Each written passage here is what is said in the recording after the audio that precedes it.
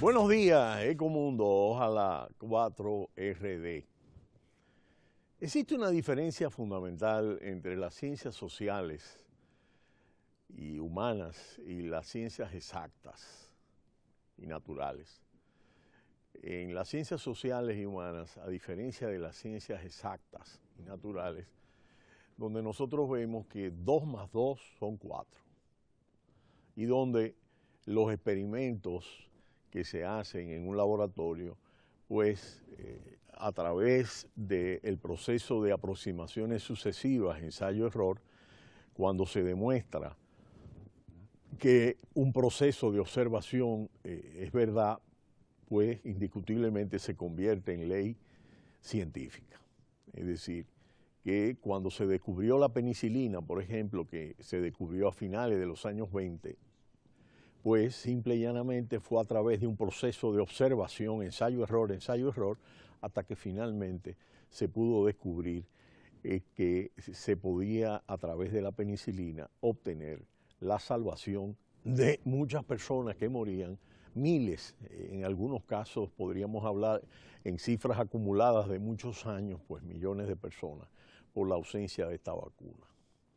En las ciencias sociales y exactas, 2 más 2 no son 4, porque el sujeto que investiga y el objeto a investigar forman parte de la misma realidad.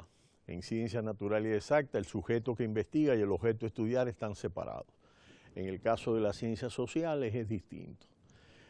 Entonces, ¿qué pasa en las ciencias sociales? Que el sujeto forma parte del objeto y su manera de razonar el objeto pues está mediado por sus creencias, por sus formas de pensar, y eso influye el conocimiento científico. Y esto es un hecho importante a la hora de nosotros ver cómo hemos planteado que no existe una objetividad científica, sino que existe un intento de objetividad basado en evidencia, en hechos, en datos, en números, en gráficas, que son los que pueden apoyar una determinada tesis.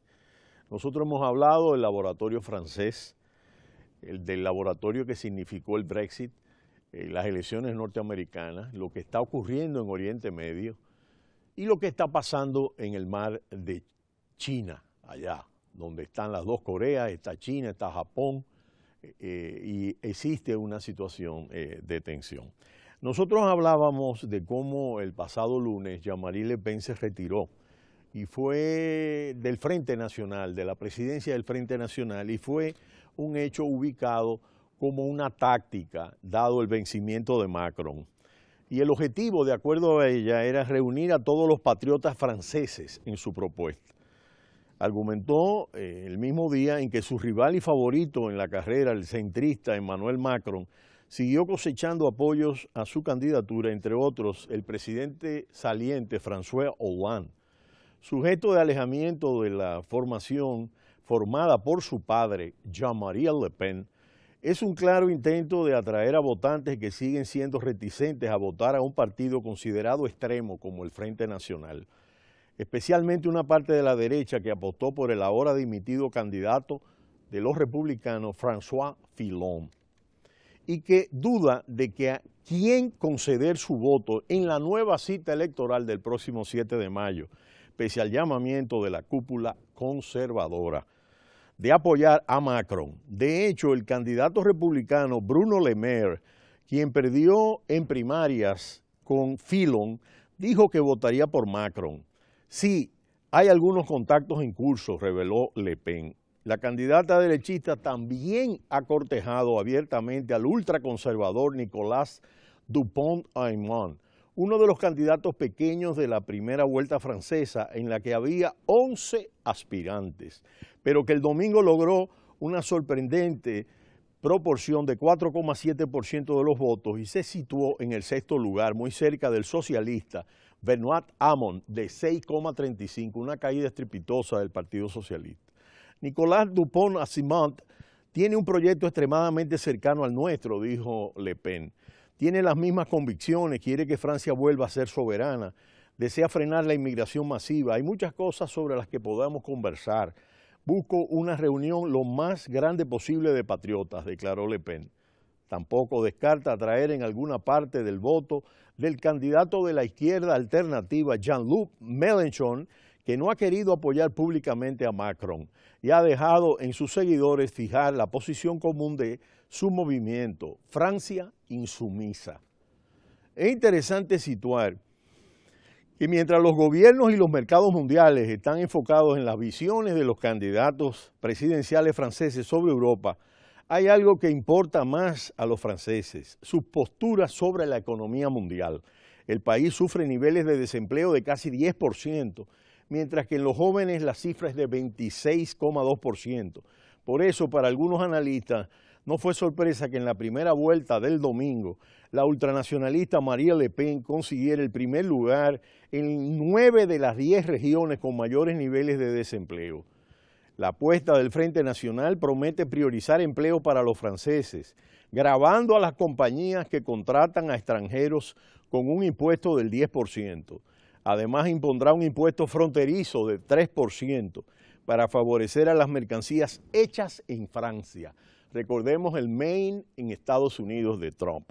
Un lema para el deprimido norte industrial. Al mismo tiempo, otra propuesta de la candidata de extrema derecha es bajar los impuestos a la renta. Ahora los franceses entregan al gobierno casi la mitad de su sueldo, 47,9% de su sueldo, oigan bien, más incluso que los suecos y daneses. Además, promete aumentar los beneficios sociales, los salarios de los empleados públicos, bajar la edad de jubilación y nacionalizar algunos sectores de la economía. La verdad que cuando uno mira ese programa, uno dice de dónde lo va a financiar. Es lo que pasa con Trump, que ya presentó su plan fiscal de una rebaja sustancial de los impuestos que vamos a analizar más adelante en algunos programas aquí en Ecomundo. Más gastos y menos cargos es un eslogan atractivo para más de la quinta parte de los franceses. Sin embargo, junto con sus promesas de salir de la zona euro, sus planteamientos han recibido un amplio rechazo de los economistas. De hecho, el grupo de expertos de la Fundación Concordia aseguró que mientras el costo de la reforma será de 213.000 millones de dólares, los ingresos solo alcanzarían a 54.000 millones de dólares. Recordemos que a menos de una semana de la primera vuelta de las elecciones presidenciales francesas, 25 ganadores del Premio Nobel de Economía advierten sobre los programas antieuropeos y proteccionistas de su programa, el de Le Pen, en un documento publicado en el periódico Le Monde, en el que sostienen: algunos de nosotros fuimos citados por candidatos de la elección presidencial francesa, sobre todo por Marine Le Pen y sus equipos, para justificar un programa político y sobre la cuestión de Europa. Aseguran estos economistas de renombre, entre quienes figuran el francés Jean Tirole, Premio Nobel del año 2014 de Economía, el estadounidense Robert Solow, Premio Nobel de 1987, o el indio Amartya Sen, Premio Nobel de 1988. Entre otros, no todos los firmantes son defensores del liberalismo, como el norteamericano James Stiglitz, Premio Nobel de 2011, y citados regularmente por el Frente Nacional. Las evoluciones defendidas por los programas antieuropeos, dice, desestabilizarían a Francia y pondrían en entredicho la cooperación entre países europeos que garantiza en la actualidad una estabilidad económica y política en Europa. Las políticas aislacionistas y proteccionistas y las devaluaciones competitivas llevadas a cabo en detrimento de otros países son medios peligrosos, definen, de tratar para generar crecimientos y serían perjudiciales para Francia como para sus socios, añaden estos 25 economistas premios Nobel. Por otro lado, los destacados economistas aseguran que cuando están bien integrados el mercado laboral, los migrantes pueden ser una oportunidad económica para el país de acogida, algo que hemos explicado bastante en Ecomundo. Aunque otros candidatos abogando por reforzar el proteccionismo y abandonar el euro, como Nicolas Dupont-Aymon, François Asselineau o Jean-Luc Mélenchon, que lo ven como un plan B. La única personalidad citada en el comunicado es Marine Le Pen. La campaña presidencial volvió a tomar un nivel encendido de debate cuando el partido de Le Pen, el Frente Nacional, redobló los ataques frente a Macron. Su proyecto, dice el Frente Nacional de Le Pen, es desregular todo: el empleo, el comercio, las fronteras y la inmigración. Fíjense que son los temas de la campaña norteamericana del Brexit. Es decir, el laboratorio social es el mismo, con el impacto del tema del cuestionamiento de la globalización. Y dice, estaría en mejor posición si su periodo como ministro hubiera sido bueno. O sea, el de Macron, que fue ministro de Economía de François Hollande. Pero destruyó trabajo, dice el comunicado del Frente Nacional. Incrementó la deuda y contribuyó a la desindustrialización de Francia, que es el tema fundamental con el cuestionamiento a la globalización. La candidata, quien abandonó como un giro táctico la presidencia del Frente Nacional para tratar de buscar una amplia base más conservadora, más de derecha, en torno al lema de la patria, recibió críticas de su padre, y con esto terminamos, Jean-Marie Le Pen, quien dijo que su campaña fue demasiado fría y que él hubiera sido más agresivo como Donald Trump. Pero será hasta mañana, cuando volveremos en Ecomundo, ojalá 4RD. No le cambie, Cita Cultural.